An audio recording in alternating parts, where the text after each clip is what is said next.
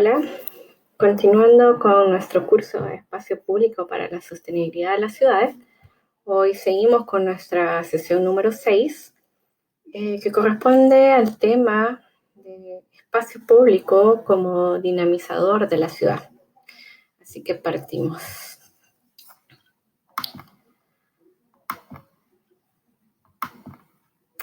Ok, partimos con este interrogante. ¿Cuáles son las necesidades humanas fundamentales? ¿Verdad? Las necesidades humanas fundamentales, abordadas desde una mirada ontológica, o sea, propia de la condición del ser humano, son pocas, finitas y bien clasificables, ¿verdad? A diferencia de esta idea económica convencional que defiende que las necesidades de los humanos son infinitas e insaciables, ¿verdad? Bajo esta visión ideada por, ustedes ya sabrán, por Manfred Max Neff y también apoyada por Elizalde y Oppenheim, bueno, también apoyada por otros autores como Paul Elkis y Norman Myers, por lo que podemos decir que existe un consenso importante sobre esta mirada de que las necesidades humanas se pueden englobar en una matriz de componentes finitos, ¿verdad? Que, como decía Max Neff, generalmente son estas asociadas a la subsistencia, a la protección, al afecto, comprensión, la participación, la creación, el ocio, la identidad y la libertad, ¿verdad? Donde cada uno de estos componentes se desarrolla y se entrelazan en distintos niveles, desde el nivel del individuo a un nivel colectivo, y que además trasciende hasta manifestarse en un territorio en particular, ¿verdad? Entonces, el desarrollo humano debiese ser la liberación de las posibilidades creativas de todos los integrantes de una sociedad, ¿verdad? Entonces, como ya están pensando, muchos de estos componentes finitos que mencioné tienen una relación muy estrecha con el espacio público, ¿verdad? Siendo este uno de los medios para la realización de todos estos componentes. Bueno, sin embargo, en nuestra sociedad en general, a veces ni siquiera existe una noción de su importancia sin considerarlas como parte de las necesidades fundamentales, ¿verdad? Que generan al final consecuencias. Tener necesidades humanas fundamentales insatisfechas generan patologías sociales que se manifiestan a nivel individual y a nivel colectivo. Pueden ser desde resentimiento social, violencia social, inseguridad, escepticismo, miedo, marginación, exclusión, entre otras muchas, ¿verdad? Así que tenemos necesidades individuales que satisfacer para poder lograr un desarrollo humano, como es la subsistencia. Y a nivel colectivo, ¿verdad? A nivel colectivo tenemos que la relación entre las necesidades satisfactores y la sociedad genera prácticas sociales particulares, estas formas de organización, modelos políticos, valores, creencias, formas de expresión, ¿verdad? Lo que está culturalmente determinado no son las necesidades humanas per se, ¿verdad? No son estas necesidades humanas fundamentales, sino más bien los satisfactores de estas necesidades. Entonces, este proceso, esta forma de expresión colectiva es una de las funciones urbanas del espacio público. Porque claro, es en el espacio público, ya sea en las plazas, en los parques o en la calle, donde se desarrollan los primeros lazos comunitarios a nivel barrial o a nivel territorial, que van construyendo este tejido social de una comunidad. Acá en Chile, donde la relación con el espacio público es muy particular respecto al resto de Latinoamérica, la expresión colectiva la vivimos en los eventos organizados por la comunidad Por ejemplo, en pro de resolver algún problema o deficiencia que puede tener esa comunidad en particular. Pensemos en las rifas, en los bingos, ahora las tan atingentes ollas comunes, ¿verdad? Donde contar con un área común y compartida permite generar esta interacción entre los diversos miembros de la comunidad que participan en conjunto para lograr un objetivo comunitario. Por otra parte, también podemos percibir la expresión colectiva y la participación comunitaria en el espacio público en ciertos eventos tradicionales que van trascendiendo de generación en generación. Entonces, por ejemplo, acá les traigo la famosa quema de Judas. Esta tradición que data incluso de antes de 1900 llegó al puerto de Valparaíso gracias a los inmigrantes españoles, que luego se popularizó a mediados de los 50 y los 60 y que hoy en día diversas organizaciones vecinales siguen celebrando esta actividad. Entonces, esta quema de Judas, que bueno, todavía la vemos en los distintos cerros de Valparaíso, en Cerro Placeres, en Cerro Larraín, en el barrio Puerto, y bueno, la más masiva, organizada por el Centro Cultural de Playa Ancha en la Plaza Wellington, ¿verdad? Entonces podemos ver cómo en una plaza se van reuniendo las familias, los vecinos para celebrar y divertirse un rato, ¿verdad? En el caso actual. Por otra parte, también tenemos otro ejemplo de expresión colectiva que en Valparaíso, la verdad es que tampoco son muchas las que se realizan en el espacio público y sin duda está asociado a la carencia de parques, de plazas, de espacios públicos disponibles para la ciudad, ¿verdad? Como les decía, uno de los ejemplos de expresión colectiva ya un poco más contemporánea es el Carnaval Mil Tambores, que bueno, a pesar que a veces estas expresiones colectivas son un poco controversiales, como es el caso de los mil tambores, estas expresiones expresan el sentir de una comunidad o de varias comunidades que se juntan para manifestarse. Y bueno, como hemos visto a lo largo de las distintas sesiones, el espacio público cumple múltiples funciones urbanas, siendo este el escenario que nos permite expresar colectivamente nuestro sentir. Esta expresión colectiva que es el reflejo de una sociedad, que al igual que las sociedades y las ciudades en sí, el espacio público también va evolucionando con el sentir de una sociedad. Y bueno, por acá les presento un ejemplo de una de las plazas más citadas en los últimos meses acá en Chile, la Plaza Italia, Plaza Baquedano o ahora recién renombrada Plaza de la Dignidad, nos muestra cómo la función pública de esta plaza va evolucionando con la sociedad. Podemos ver desde su origen, su primer nombre, la Plaza La Serena, bautizada en 1882 en honor a la ciudad del norte. Su segundo nombre fue Plaza Colón, el que tampoco duró mucho, ya que en 1919 fue modificada a Plaza Italia, en honor a los colonos italianos que se radicaron en Chile. Y bueno, ese nombre tampoco duró mucho de forma oficial, digámoslo, ¿sí? Porque a finales de los 20 nuevamente cambia de nombre por Plaza Baquedano en honor al monumento que pusieron ahí, ¿verdad? Entonces, colectivamente siempre siguió siendo conocida como Plaza Italia.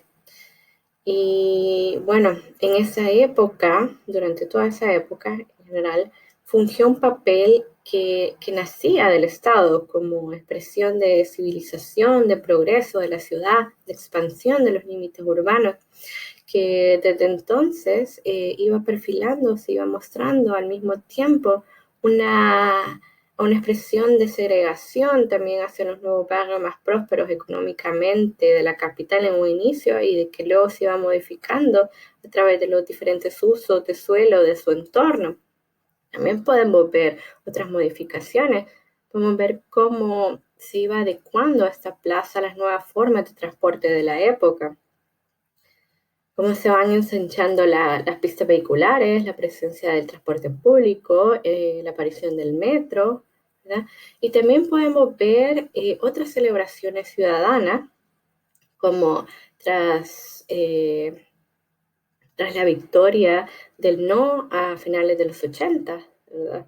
La ciudadanía se reúne para celebrar colectivamente una respuesta en ese momento a supuestas democracias, ¿verdad? Y bueno, tenemos también otros tipos de celebraciones ciudadanas, por ejemplo, cuando ganan los partidos o ganó los partidos Chile o otros partidos de otros equipos futbolísticos, ¿verdad? Como decía, una plaza permite manifestar el sentir o hasta permite alumbrar los intereses de una sociedad. ¿Y qué más expresión de manifestación colectiva que lo que podemos ver en esta imagen en la Plaza de la Dignidad, ¿verdad? Esa imagen tan vista desde octubre en el país? Como decía, las plazas, los parques cumplen una función importante, una función histórica. Ok, continuando. Como les decía, el espacio público cumple una función urbana tanto a nivel individual y sobre todo a nivel colectivo. ¿No? Al final tenemos que aclarar que el espacio público no es un espacio residual, no es una forma de apropiación y mucho menos es un espacio donde se pierda la libertad. Entonces tenemos que superar estas nociones y que como ciudadanos, que somos parte de una sociedad, entendamos que por un lado el espacio público cumple una función urbana fundamental y por otro que su relación con la ciudad y por supuesto su dimensión histórica va cambiando, ¿verdad? Va evolucionando con el tiempo.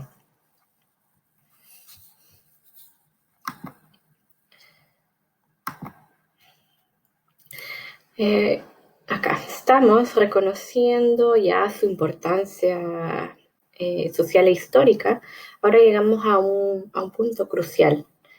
Hoy en día, en muchas de nuestras ciudades, el espacio público está en crisis y a pesar que en la ciudad es ante todo es el espacio público es la ciudad, este expresa su condición de ciudadanía de los derechos ciudadanos.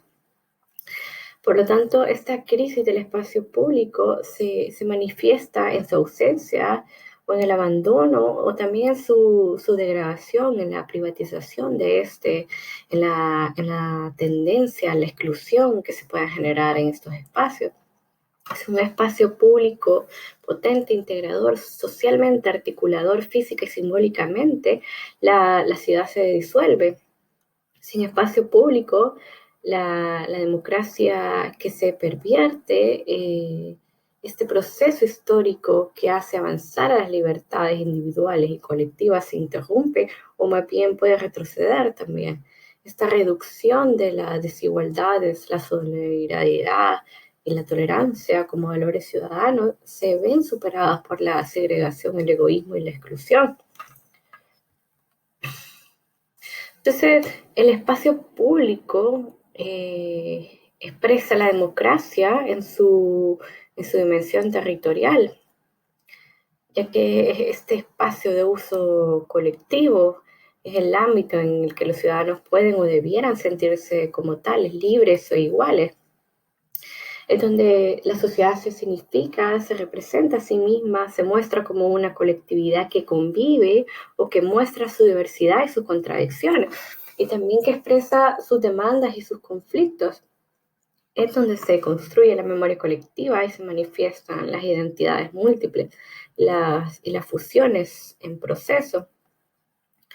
Por lo mismo, tenemos que considerar esta función histórica cultural del espacio público como una dimensión fundamental de la democracia política y social. Por eso decimos de que el espacio público debe ser democrático, en el sentido de que tiene que ser un espacio expresivo, significante, polivalente, accesible para todos y evolutivo también, ¿verdad? Este espacio que relaciona a las personas y que reordena las construcciones, que también es el perfil propio de un barrio, de una determinada zona urbana. Este espacio es el que hoy está en crisis y su decadencia pone en cuestión la posibilidad de ejercer el derecho de la ciudad.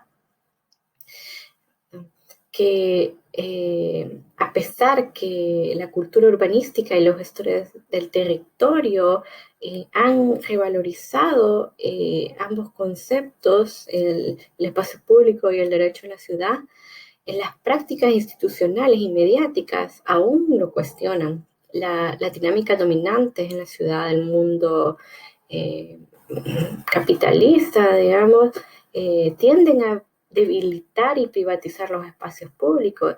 De nada sirve este análisis crítico que estamos realizando y mucho menos vale la pena este lamento nostálgico del pasado si no enfrentamos las dinámicas económicas, políticas y culturales actuales que producen esta urbanización sin ciudad y la desnaturalización del espacio público.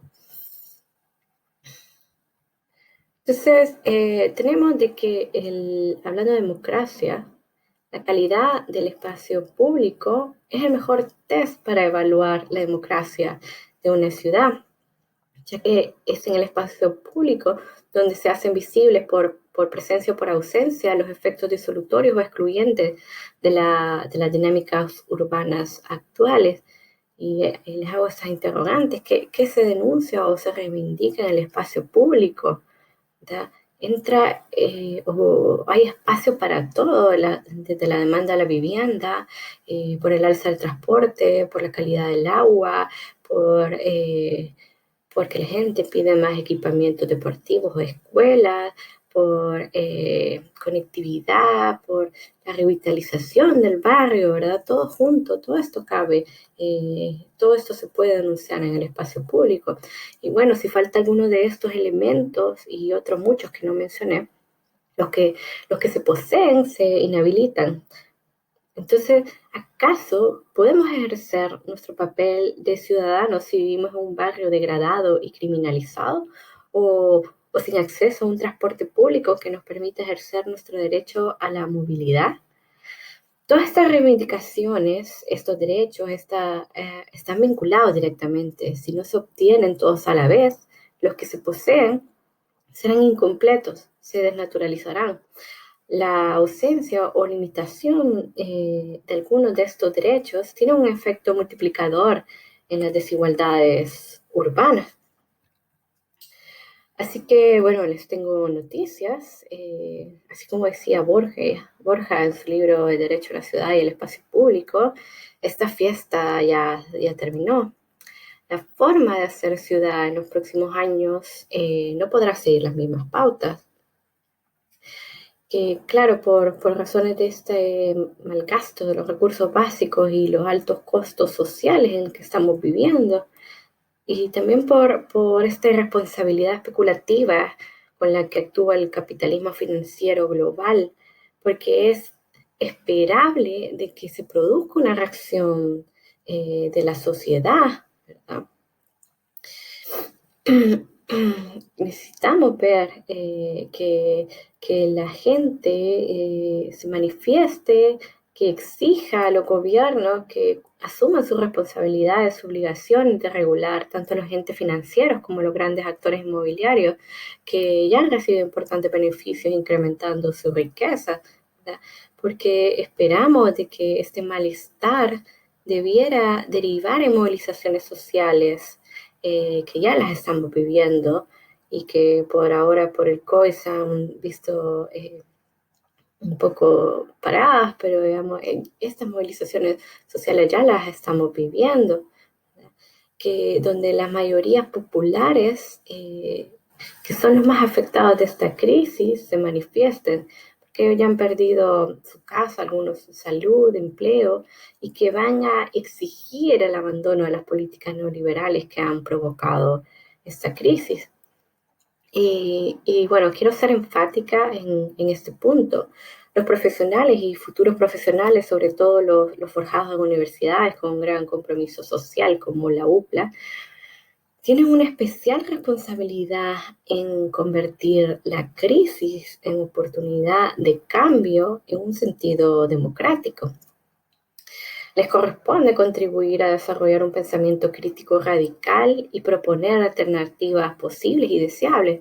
La comunidad ya no puede seguir quedándose con los brazos cruzados.